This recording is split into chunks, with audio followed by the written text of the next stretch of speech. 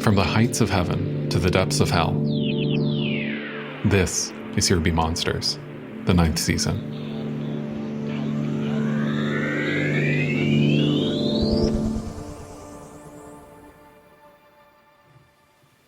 So it's about 12:30 in the morning here. I'm trying to fall asleep and it's not going so well. I get nervous sometimes when I'm trying to fall asleep. So I keep a recorder by my bed here and I talk into it. Yeah, and I'm having trouble falling asleep tonight because I'm thinking about the future, and I really do think that like social isolation has gotten to me a bit. And it really hit me when I started looking at the prices of houses in all the cities that I want to live in someday.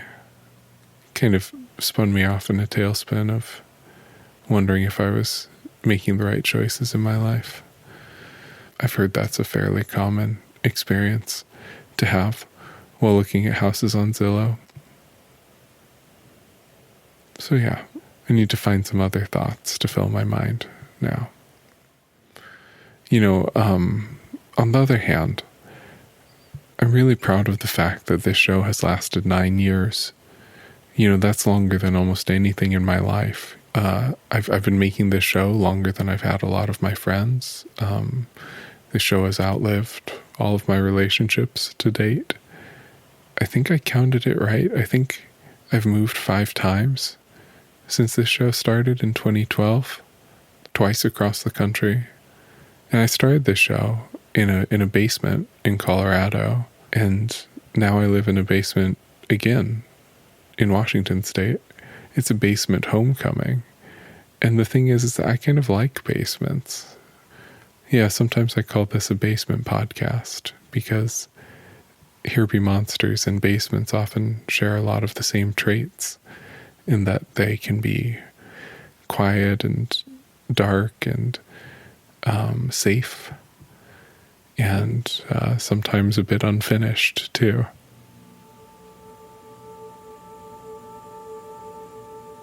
So anyways, you know, the season's going to start the same way all of the seasons do, with the story.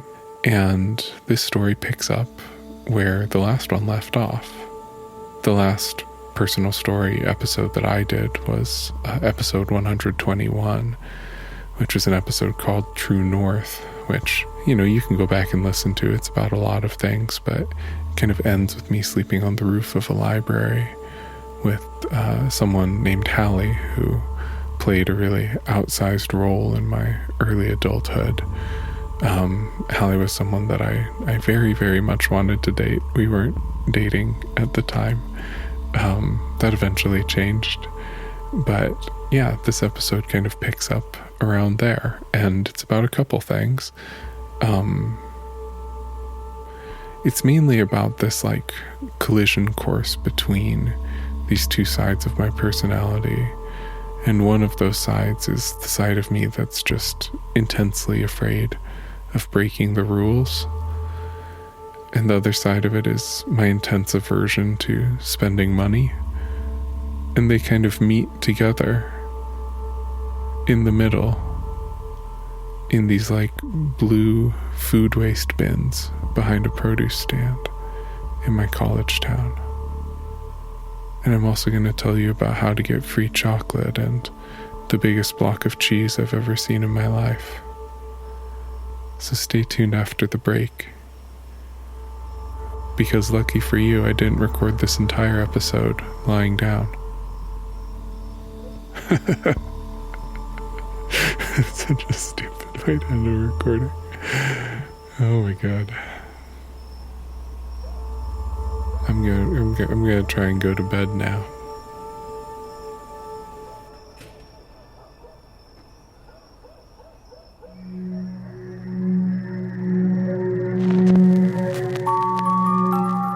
Here Be Monsters, the podcast about chocolate in my shoes. The podcast about the unknown.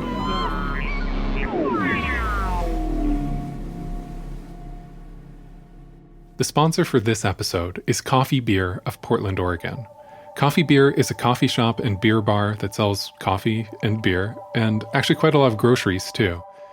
They're open 7 days a week, and they currently offer pickup in the store, which is at the corner of Southeast 42nd Ave and Southeast Boise Street. They also deliver. You can order online at coffeebeerdelivers.com. Now, if you live outside of Portland, like I do, I recommend their t-shirts, which are great. The merchandise, though, it's at a different URL. That's coffeebeer.me. You can find these links to Coffee Beer in the episode's show notes and also on our website, hbmpodcast.com. That's where you also find a picture of me wearing my favorite Coffee Beer t-shirt. So yeah, Coffee Beer of Portland, Oregon. They help you get to and from the best parts of your day.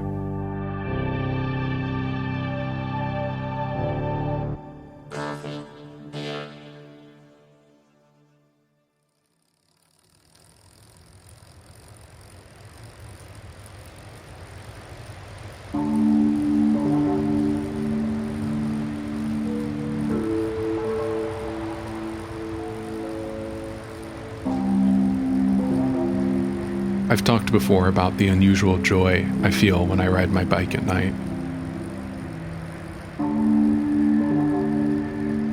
Hallie and I used to take these long bike rides after dark, and we'd go through the city, down into the industrial district on the water, and we get lost in these giant mazes of parking lots and cannery warehouses. We were usually truly alone down there, and we'd look for fences and ladders, and we'd be damned if we didn't find our way over, under, or through. These night bike rides, at the time, were a youthful part of a complex courtship, a demonstration of a shared willingness for adventure. We did start dating that winter, and for a long time it was good.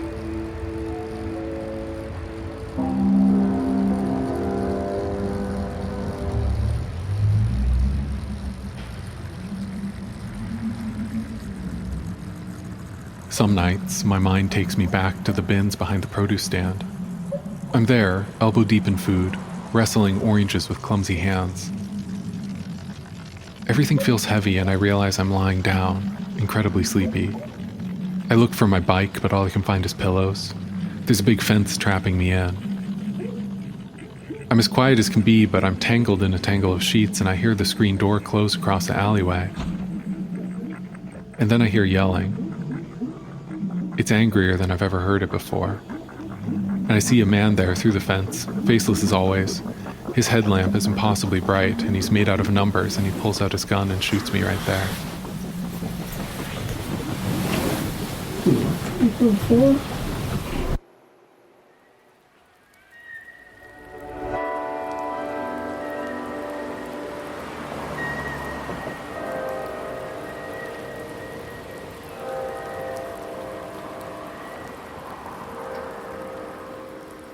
It wasn't long after I met Hallie that she moved out of the dorms and into a big house on Ellis Street.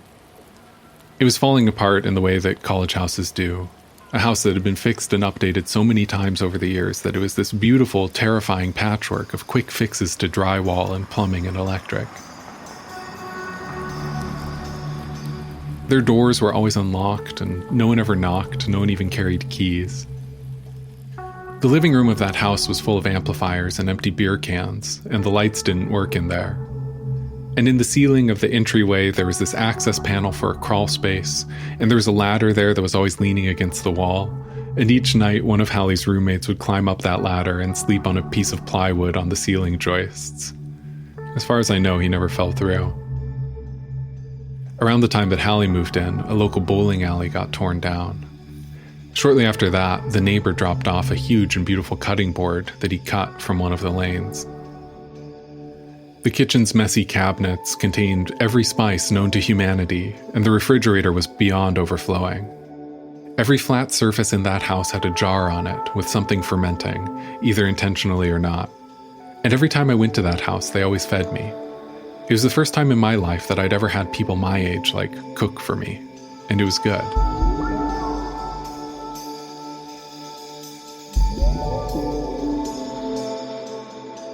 Some of Hallie's roommates smoked a lot of salvia, and some of them smoked a lot of weed, and some of them did a lot of whippets too.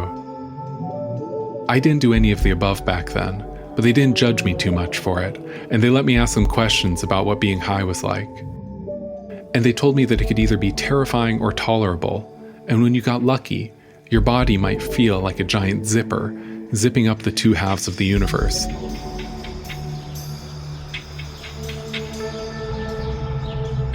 And in the backyard, there was a big pile of bikes, an outdoor couch, and a pickup truck with a canopy where an older man lived with his leash-trained cat, an orange shorthair named Bonkers. And next door, there was another older man who played the marimba all day and cooked us Caribbean stews and used to tell us stories about how he'd once been married to the heiress of the U-Haul fortune.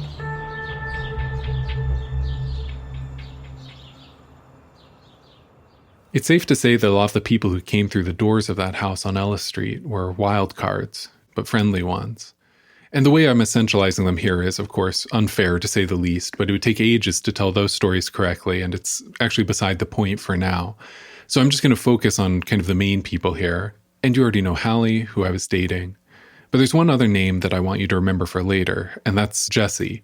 Jesse was one of Hallie's roommates, and he was, and still is, one of those rare and wonderful people who somehow managed to be both popular and nice, even to me. Even though back then I didn't smoke, I didn't drink, I certainly didn't do whippets, and I still secretly listened to Jack Johnson.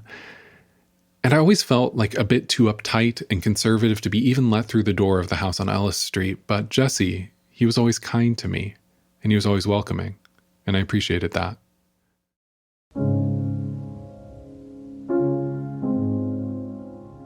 One of my favorite things about that house, though, was the feasts. And about once a week, everyone would spend all day in the kitchen, making as much food as they possibly could. And I remember pizzas and salads and soups and big pots of curry. And when everything was ready, neighbors and friends and strangers would all show up. Early comers got plates with silverware, and everyone else just improvised with jelly jars and mugs and whatever else was lying around. I couldn't figure out how all these broke 20-year-olds could afford to feed half a neighborhood.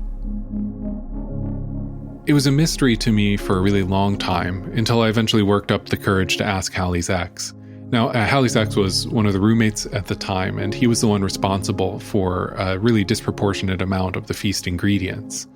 And he was this sort of person who was kind of an alchemist with food, and you would see him floating around the kitchen frequently. I remember he used to dye his hair neon orange with turmeric, and I think he also briefly experimented for a while using dead kombucha scobies to replace the soles of his shoes.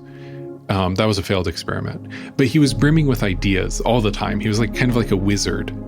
Anyways, Hallie's ex, he knew that I was interested in the source of the food, and I had kind of shamefully and quietly suspected for a while that he had been somehow stealing massive amounts of food. And it was just too much. It was too much to ever buy. But this is something I wound up being completely wrong about, because one night that winter, he actually invited me to come get food with him for the feasts. And he told me to wear dark clothing, to bring a flashlight, some gloves, and a backpack. And so I showed up that night on my bike, ready to learn. And he and I and Hallie and Jesse and a couple other people, we all rolled off down Ellis Street on our bikes, headed towards the grocery stores.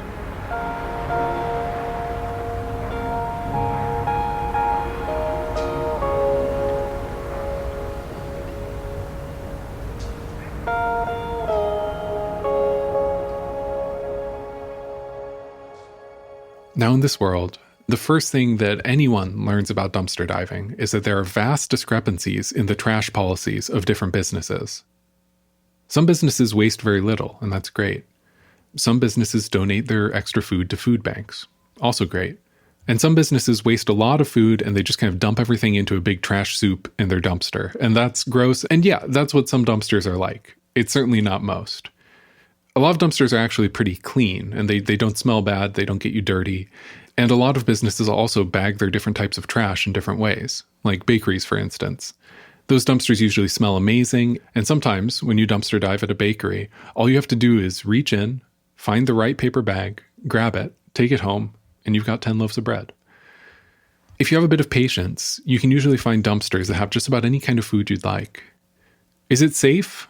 Truthfully, I don't know. I mean, I've been doing it for over a decade now, and I've never once gotten sick from it. I'm sure others have, though. Is it legal? It depends on where you live. But from my untrained readings of US law, generally it's fine, with certain caveats in local jurisdictions. Take it as you will. I've never once gotten in trouble with the law for dumpster diving, and I haven't even heard of anyone who has. Is it ethical? In my mind, absolutely yes, it is. And I realized that on that first night when we opened the first lid of the first dumpster. It was at a restaurant supply store in town, and there was just this mountain of blemished food in there. And it was just so infuriating to see what this business considered trash. So yes, absolutely, I don't think there was anything unethical about saving all that from the landfill. So dumpster diving, it's safe enough, legal enough, ethical enough for me. But despite that, I was really on edge that first night. I was constantly looking over my shoulder, ready to run or apologize at every moment. Because no matter what the front half of my brain thought, the back half of it thought that I was doing something wrong. I think it was the whole sneaking element, right? It was like our quietness as we opened the lids, our burglar couture, the way we plotted our trips around the schedules of the employees to maximize our ability to browse uninterrupted. I had and still have a hard time shaking my own guilt around quote-unquote breaking the rules, even if it's just trash.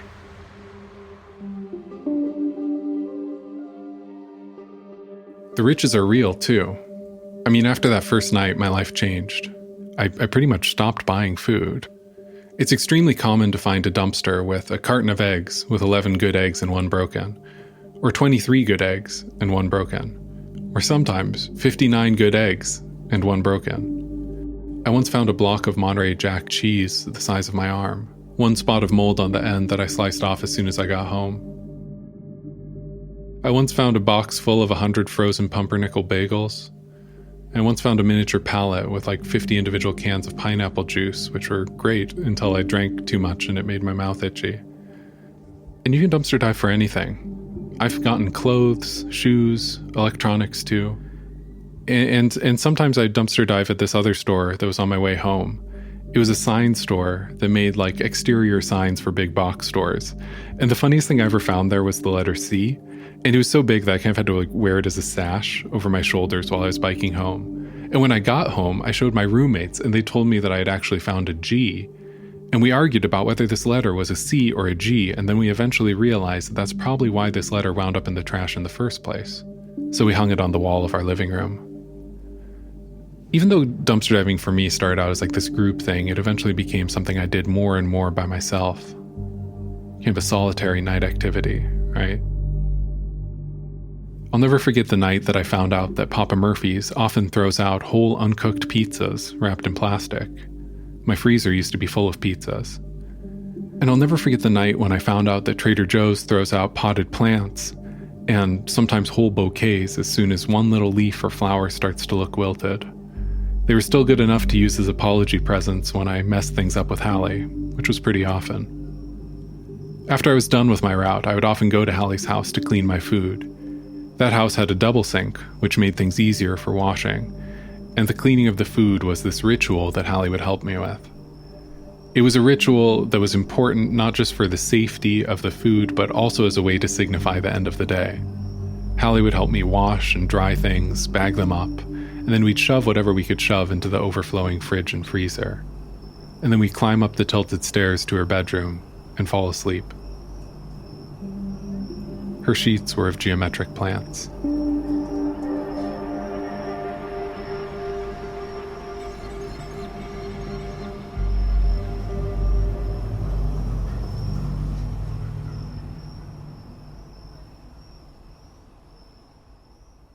I ate well back then, maybe the best I've ever eaten, but I was always on the hunt to find better sources of produce. It was easy enough to find rock-hard tomatoes and oranges, but I knew I could do better. I don't know how I found out about the forbidden produce stand. It was a nice-looking spot, an open-air market with good lighting and selection, and their prices were super low, so they always did a ton of business. And I think these factors let them be pretty selective about what made it to the storefront and what wound up in the food waste bins out back. And so I got this tip, and I don't remember who told me, But I heard that there was a near endless supply of slightly ugly produce sitting in those food waste bins, just asking to be rescued. But there was a catch, and it was a big one. You see, the owner, or some employee of the produce stand, I'm not sure who he was, but he lived just across the alleyway from those bins. And he was a light sleeper, and he was no fan of people stealing the trash. But it was too tempting to pass up, so one night I decided to chance it. I rode to the produce stand, turned off my lights, and wheeled my bike quietly down the alleyway. I spotted those 50-gallon blue plastic barrels, each one piled high with food. I hid my bike behind some junipers, and I approached as quiet as I could. I hoped that I'd be able to use the street lamps nearby, but they were too dim, so I got my bike light, held it in my mouth, put on my dumpstering gloves, and I started browsing. It was miraculous. I found fancy tomatoes and cantaloupes and ruby red grapefruit and all kinds of squashes and more. And each type of food seemed to be magically separated by a layer of collard greens or cabbage leaves. I filled up my backpack. I was delighted. But that back area, it wasn't just for discarded food. There were other boxes back there too. And the boxes, they were cardboard and they were the size of a wooden pallet and a couple feet tall. And inside each of them were that kind of watermelon, the biggest kind of watermelon. You know what I mean? Like the kind that can feed 20 people. And these watermelons were not trash. They were incoming merchandise. And I didn't take any. I never would do that. And besides, it didn't make any sense for me to dump out a whole backpack full of all different kinds of food just to fit a single watermelon. And so I didn't touch the watermelon. So I slipped out the gate, retrieved my bike, and went home to clean the produce, bag it up, and go to bed. For a while, I frequented that produce stand. It was just so lucrative, and the food was so good. And I think I made it there without incident for a solid month or two. But I was halfway through a bin of produce one night when I heard the sound of a screen door catching.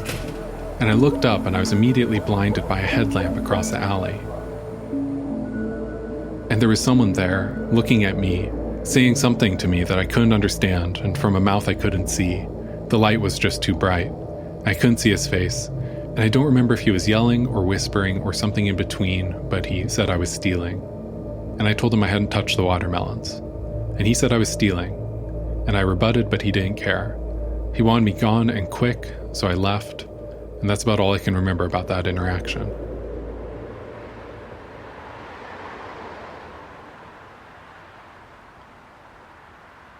I can't think of another time before that I'd ever made someone so angry. And I didn't want to bother him, but it was the riches. The riches, they were just too good, and so I made a bargain with myself. I said I'd continue going there, but I vowed never to get caught again. So I became extra careful, extra quiet, extra sure to clean up after myself. And I got away with it a few times again, but then he started catching me with increasing regularity. And each time he caught me, from behind his headlamp, from the mouth I couldn't see, he became angrier and angrier with me. Very angry, but never violent. But it was that kind of anger, my inability to see his facial expression, the falseness of the watermelon accusation. It rattled something deep in my subconscious, made me question whether I might actually be a thief. And so I began having these night terrors about the produce stand. Each one was different in how it started, but it always ended up with my death. I suspect it was my subconscious, relieving its karmic debt. And so I stopped going to the produce stand. It just became too stressful. And I eventually started feeling bad about that too. Like, I wondered if there across the alley there was ever a faceless man lying in bed, eyes wide open, shaken awake from a nightmare about a self-righteous college kid wrestling a prized watermelon into his backpack.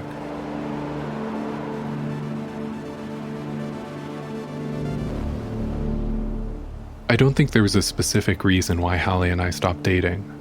You know, it was a long time ago, so my memories can get a little bit mushed. Maybe we grew apart, or maybe something happened that felt really significant at the time, but I can't fully remember. I mean, I felt everything was significant at that time, and for me, my first feeling of reciprocated love was eventually punctuated by my first feeling of reciprocated heartbreak. I do remember that it hurt, though, and it hurt in a way that I didn't know how to express. The night I knew it was over, I left her house, feeling so sad and awful, and so I biked fast but aimlessly through the fog. The streets were empty, and so I just tried to see how fast I could go, tried to focus the sadness into the burning feeling of my legs. Nothing lasts, of course. I knew it then and I know it now.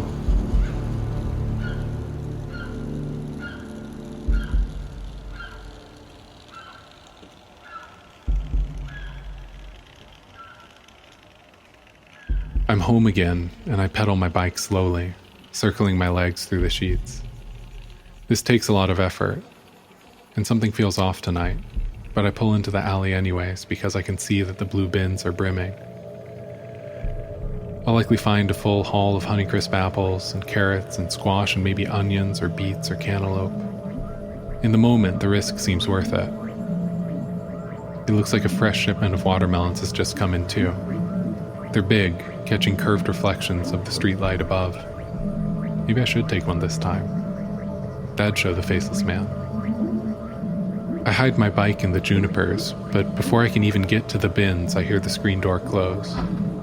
I hide in the bushes, but somehow his headlamp finds me. Faceless as always. He's made out of numbers that don't make sense. 415. I'm stuck behind a fence that I can't climb. His face is 416. My body feels so heavy and the only escape is to go closer to him. And then suddenly we're face to faceless face and it's 417 and then he stabs me in the stomach and I fall downwards through the bed, landing heavily in the hallway of my middle school. I'm naked now, bleeding out on the tile, trying to cover up as much as possible because even in death I'm still incredibly aware of how bad this is going to look in the next day's news. I bleed sweat until my fitted sheet is soaked.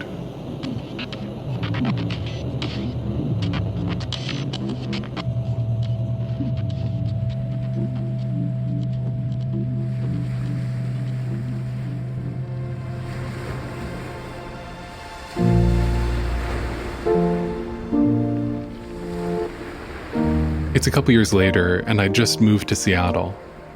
I'm in my mid-20s now and feeling a bit adrift. So I sublet this place in the U District, and I somehow managed to land a small grant doing some reporting about fishing rights in the Puget Sound.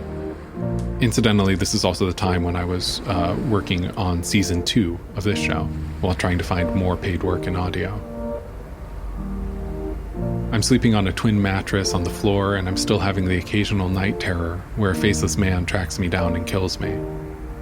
I'm living frugally, but well, and I'm still a shameless dumpster diver. And I'm new to the city, so I spend some of my evenings checking out the local bakeries and the local grocery stores until I find a couple good spots. I also ask around a bit too, and I eventually get a really good tip. It's a factory down by the ship canal. A chocolate factory. I don't know if you can even call this dumpster a secret, since you can smell it from a block away. It smells like Christmas there, all year round. And the dumpster is one of the biggest ones they make. It's so big that you have to climb up it and jump in. And it's always at least half full with the shells of cocoa beans. But if you go at the right time of night, you'll find it full of chocolate too. Some bars are a bit scuffed up, and some are a bit malformed, and some are apparently flawless, though those are the ones that really worry me, actually. And they sit there, totally unguarded, just basking in that familiar orange glow of the streetlights. And the chocolate bars, they greet you when you jump in, and they ask you to take them home and bake them into cookies.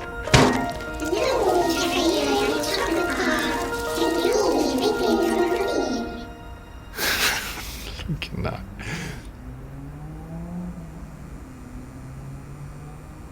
That first summer in Seattle, I went there a lot, always without incident. But you know, things happen, and I was there one night, knee-deep, rustling through that sea of cocoa shells. There were piles of broken and imperfect chocolate bars, and I was filling my bag. But without warning, the back door of the factory swung open, and I heard some people come out. It had been a long time since anyone caught me dumpster diving, a long time since I had to navigate that potential for anger or danger. I poked my head out quietly, and I saw 2 factory workers wheeling a cart towards me, taking out the recycling or something. And I dropped my head back down below the edge of the dumpster. They hadn't noticed me yet, and I felt a bit of panic rising inside of me. I couldn't make out their faces, and I thought about hiding, but there was nowhere to hide. And I thought about running, but they were too close. So close that I could actually overhear their conversation. and then something very strange happened, because I recognized one of the voices. It was so familiar. I popped my head over the edge of the dumpster again to confirm, and the two workers jumped a bit when they saw me. But yes, indeed, I knew one of them. It was Jesse, Hallie's old roommate, Jesse. And I remembered then how he had moved out of that house on Ellis to finish school in Seattle. That was years ago. I'd never seen him since. And I can't remember another time in my life when I've switched so quickly from deep anxiety to relief. And he wasn't mad, of course. I apologized for the surprise anyway. And he just told me not to blame him if I got poisoned from eating dumpster chocolate. And we got caught up on the last couple years of our respective lives. Yeah, it felt like a moment. And I think it was that sudden switch from anxiety to relief that short-circuited something in my subconscious. I think it interrupted some deep cycle of dumpster guilt that I'd latched onto for far too long. And I've never had another dumpster diving nightmare since that night. You know, that summer, I ate so much free chocolate that I actually stopped liking it for a long time. It became too rich, too sweet for me. But I moved away to the East Coast for a couple years, to places where they have no chocolate factories. But I'm back now, and I'm revisiting some of my old haunts.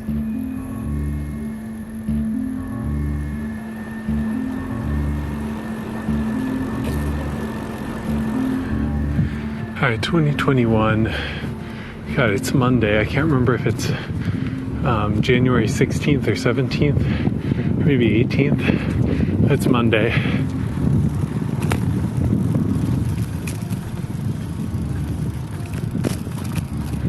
I'm biking to the chocolate dumpster.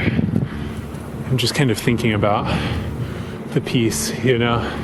It's like, I think there's always this temptation in storytelling to over-extrapolate in conclusions, because kind of the conclusion is where you're like, this is why my story matters, right? And the problem with that, there's just such a strong temptation to try and make the conclusion more astounding, more meaningful than it actually was. So I'm thinking in terms of this story, right? Like, stories require change. And that's where we are tempted to lie. We're tempted to over-exaggerate the change. And so, like, in this story, I'm going to say the truth. It's just that after Jesse caught me at the dumpster and we like reconnected, I never had dreams about the faceless man ever again. And that's true. But it'd be really tempting to make a big claim and say, like, that's how I got over fear, or something like that. That's how I stopped internalizing my insecurities. And that would be very false. That's absolutely not true. I think today I'm about the same on that measure. The thing that changed is the thing that changed. Nothing more. The insecurities are just as strong. It's just they manifest differently now. I think the only story we have, right? It's the same story that just exists no matter who you are, which is that you're getting older. It's the only story there is to tell, really. It's the only one you can guarantee. So we're all getting older, right? Everything else is pretty much just a chapter in that story. It's just a subset. So I think that's the only personal story that exists.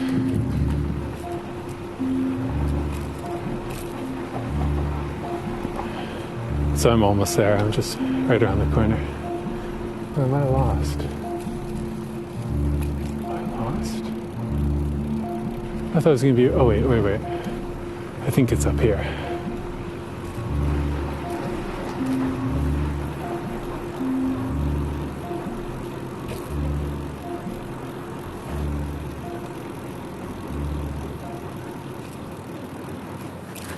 Turning off my lights.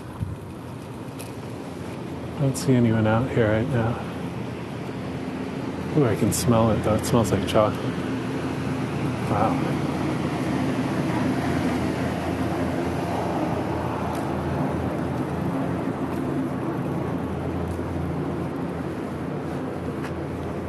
Oh, yeah.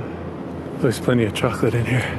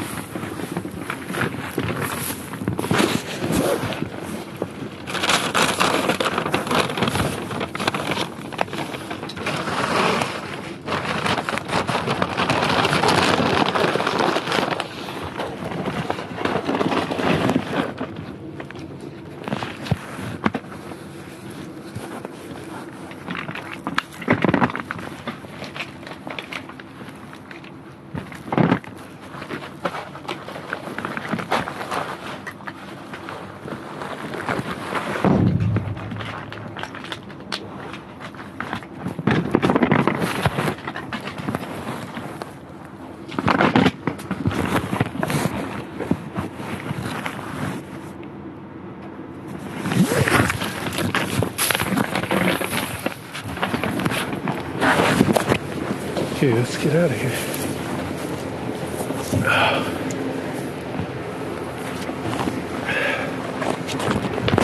Fuck.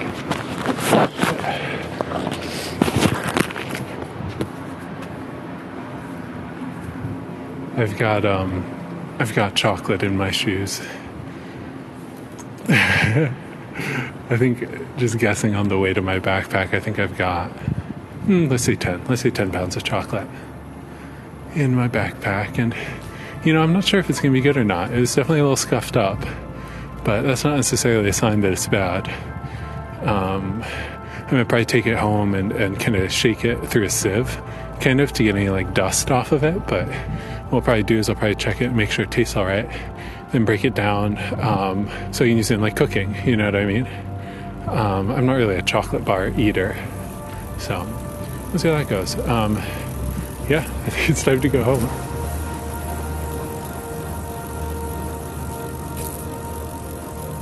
So that's good. I'm going to stop this recording.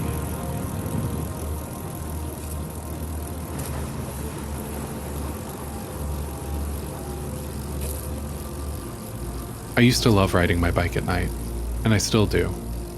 I keep wondering when I'm going to find something that makes me feel as grounded as that does, and I'm still looking. And whenever I ride my bike at night now, I always stop by the bakery near my house, and I check to see what's on the menu. On the weekdays, it's Danish rye bread, and on the weekends, it's cinnamon rolls. And these days, I don't lose too much sleep about bringing them home with me.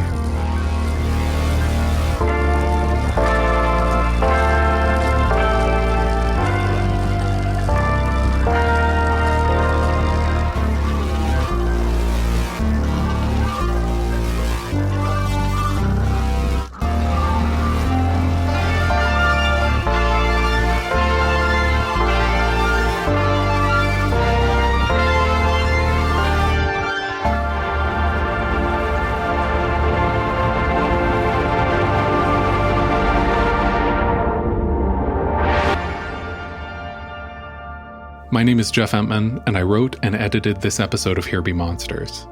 While I was working on this episode, two people helped me out so much by sharing their memories of the same time period with me. So I appreciate you so much, Hallie, Sloan, and Chappelle. Thank you. I also have been thinking a lot about the Faceless Man, too, as I've been writing this piece. He's of course a real person with feelings, and I only ever met him in this one very particular context, and I should make it clear that I certainly harbor no ill will against him. Here Be Monsters is an independent podcast about fear, beauty, and the unknown. It's supported by individual sponsors and donors. You can become a donor by visiting patreon.com/HBMpodcast. Again, that's at patreon.com/HBMpodcast. But of course, the nicest thing you can do for this show is absolutely free. Just spread the word if you can. Send the podcast to one friend and send the podcast to your most likable enemy. It means so much, and thank you. This episode's sponsor is Coffee Beer of Portland, Oregon. Thank you, Coffee Beer. We have links to Coffee Beer in the show notes and also up on our website, which is hbmpodcast.com. Music on this episode by August Freeze, Zero Cell, and The Black Spot. Thanks for listening. More episodes soon.